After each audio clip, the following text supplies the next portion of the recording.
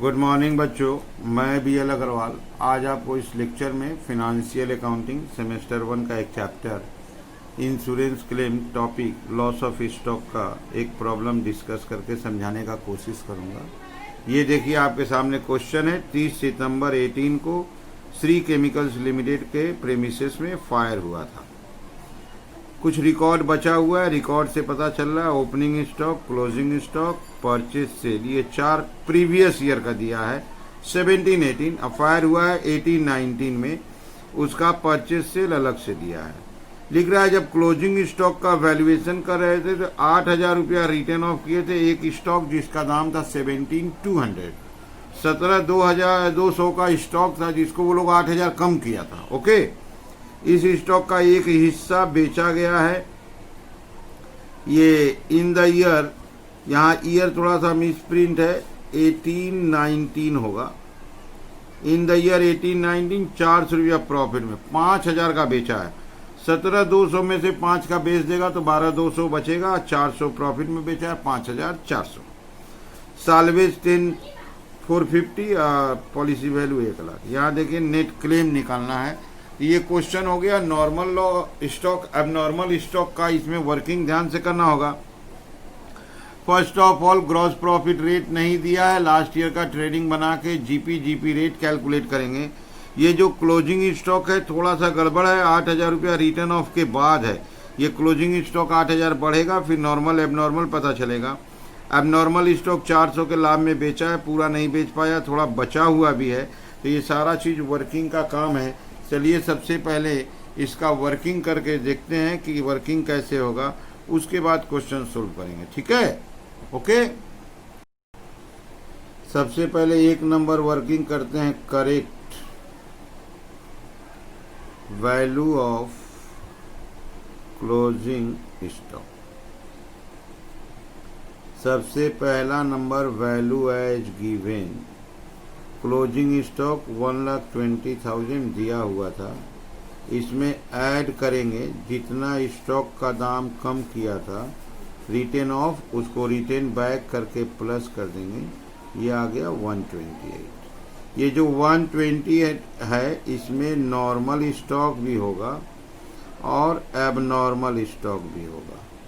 Abnormal stock जिसका value कम किया गया उसको एबनॉर्मल स्टॉक के नाम से जानेंगे, वो है 17,200।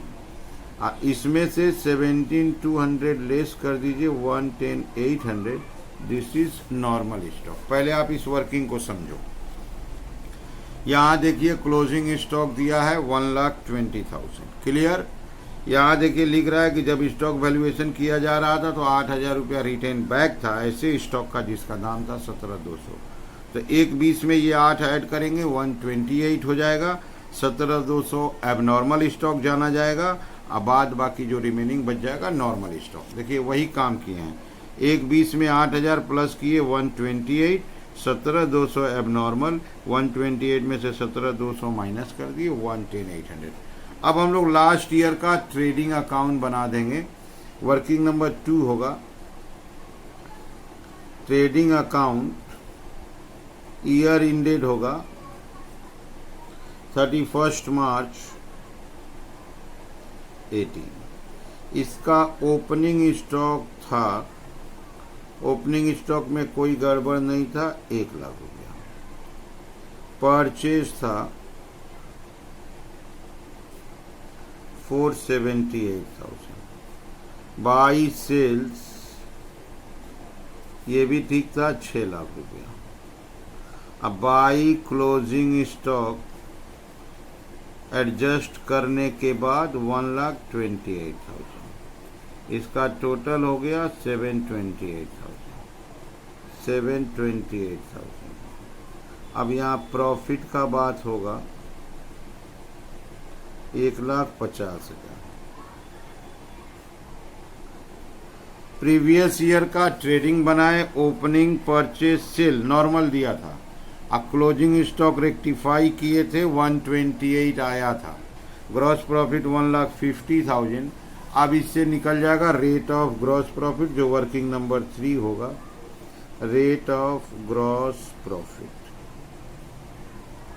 Gross profit by sales into 100। Gross profit 1,50,000, sale 6 lakh into 100, that is 25%। तो अगर किसी सम में रेट ऑफ जीपी ना दिया हो तो उसमें लास्ट ईयर का ट्रेडिंग बना के रेट ऑफ जीपी निकालते हैं। अब यहाँ पे एबनॉर्मल का सम है तो मेमोरेंडम ट्रेडिंग के लिए चाहिए सेल ऑफ एबनॉर्मल स्टॉक। बोला था कि 5,000 का स्टॉक हम लोग करेंट पीरियड में एबनॉर्मल स्टॉक 400 के प्रॉफिट में बेच दिए, तो बेच दिए 5,400। ये क्वेश्चन में बोला हुआ था। तो सारा स्टॉक तो बेच नहीं पाए, तो unsold abnormal stock, abnormal stock total था 17,200 का, 5,000 का सेल हुआ तो 12,200 बच गया। ओके, इसको थोड़ा आप समझ लो। यहाँ देखो लिख रहा है कि part of the stock was sold at A profit of 400 और उसका कॉस्ट दे रहा है 5,000।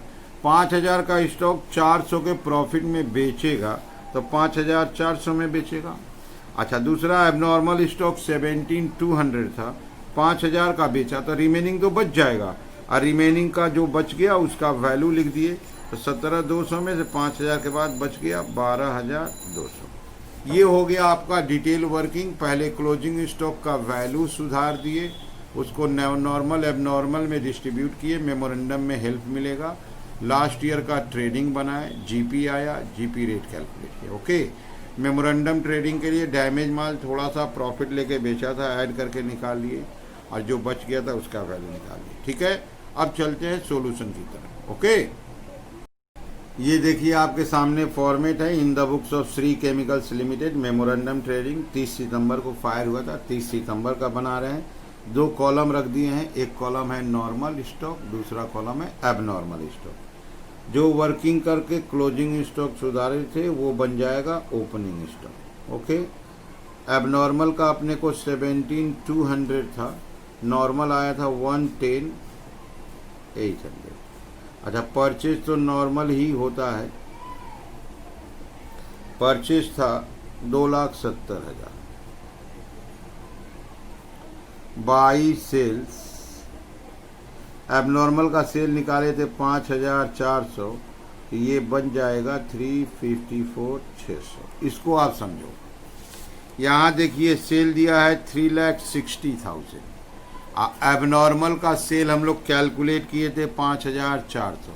तो 5,400 अगर हम लोग एबनॉर्मल में लिखते हैं तो 360 में से 5,400 माइनस करेंगे तो 354,600 बच जाएगा। Okay, by stock on date of fire, abnormal stock थोड़ा सा बच गया था तो उसको by stock on date of fire करके लिखेंगे।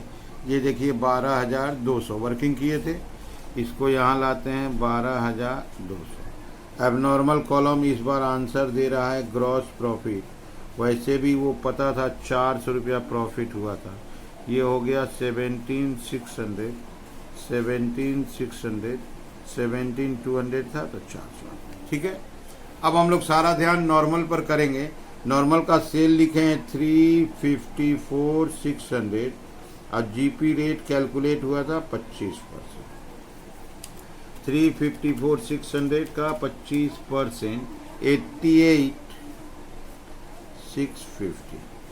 डेबिट साइड प्लस करना है, डेबिट साइड प्लस कर देना है 1,10,800। डेबिट का टोटल हुआ 469,450। ओके, यहाँ लाए 469,450, माइनस करेंगे 354,600, रिजल्ट आया 114,850, 114,850। जिस दिन फायर हुआ नॉर्मल एबनॉर्मल स्टॉक दोनों अपने पास था। अब हम लोग यहाँ पे आएंगे statement of stock lost by fire में। ये होता है stock on date of fire, stock on date of fire में अपने पास नॉर्मल स्टॉक था और अपने पास एबनॉर्मल स्टॉक था। नॉर्मल स्टॉक निकाले थे हम लोग 114,850 और ये था 12,200, 050, 127 less salvage value. Salvage value हमको क्वेश्चन में मिलेगा 10,450, ये हो जाएगा 116। देख लेते हैं इसको, 114,850 प्लस 12,200, 127, 050, 10,450 माइनस कर दिए 116,600। इसको बोलेंगे स्टॉक लॉस्ट बाय फायर। ठीक है, अब हम लोग नेट क्लेम की तरफ बढ़ते हैं। एवरेज क्लॉज का फॉर्मूला देंगे। Net claim, stock lost by fire, stock on date of fire into policy value. Okay, अब आते हैं stock lost by fire 116,600। Stock on date of fire ये वाला लेंगे 127,050। पॉलिसी वैल्यू क्वेश्चन से लाएंगे 1,00,000। देखा जाए कितना आंसर आया, 116,600 divided by 127,050 into 1,00,000। Answer will be 91,775। ये हम लोग का नेट क्लेम हो जाएगा। ठीक है, तो जब भी हम लोग मेमोरेंडम ट्रेडिंग का बात करें तो मेमोरेंडम ट्रेडिंग में stock on date of fire निकलता है। ये क्वेश्चन नॉर्मल एबनॉर्मल के साथ था। अपने को ये एबनॉर्मल का ओपनिंग पता था, सेल का वर्किंग किए थे, स्टॉक का वर्किंग किए थे, तो ये प्रॉफिट आ गया। जो सेल दिया हुआ था 360 दिया था, 5,400 लिख दिए तो 354,600 बच गया। इसका 25% कैलकुलेट किए तो by stock on date of fire आया। ठीक है, अब stock on date of fire दोनों है, दोनों प्लस कर दिए, साल्वेज माइनस किए, स्टॉक लॉस्ट बाई फायर आ गया, उसके बाद नेट क्लेम निकालिए। ये नॉर्मल एबनॉर्मल का क्वेश्चन बना सके इसके लिए सबसे इंपॉर्टेंट होता है वर्किंग। सबसे पहला वर्किंग वो जो क्लोजिंग स्टॉक का वैल्यू दिया था उसमें 8,000 रुपया बोला था रिटेन ऑफ है, तो उसको ऐड करके पहले ठीक कर दिए। जिस स्टॉक का दाम कम किया गया that stock is called abnormal stock, और बाद बाकी को नॉर्मल स्टॉक बोलते हैं। ठीक है, लास्ट ईयर का ट्रेडिंग बनाए, क्लोजिंग स्टॉक रेक्टिफाई के बाद वाला लिए, ग्रॉस प्रॉफिट आया, रेट ऑफ जीपी निकाले। जो एबनॉर्मल स्टॉक था उसका एक पार्ट 5,000 का स्टॉक 400 के प्रॉफिट में बेचा, 5,400 लिख दिए, 17,200 में 5,000 बेच दिया तो 12,200 बच गया, जो मेमोरेंडम ट्रेडिंग में यूज है। सबसे पहले आप वीडियो को पॉज कर लीजिए, क्वेश्चन को लिखिए, मेरे साथ साथ वर्किंग को ज़्यादा ध्यान दीजिए, उसके बाद मेमोरेंडम ट्रेडिंग बनाइए, देखिए आपको 100% समझ में आएगा। ठीक है, ओके, थैंक यू, बाय।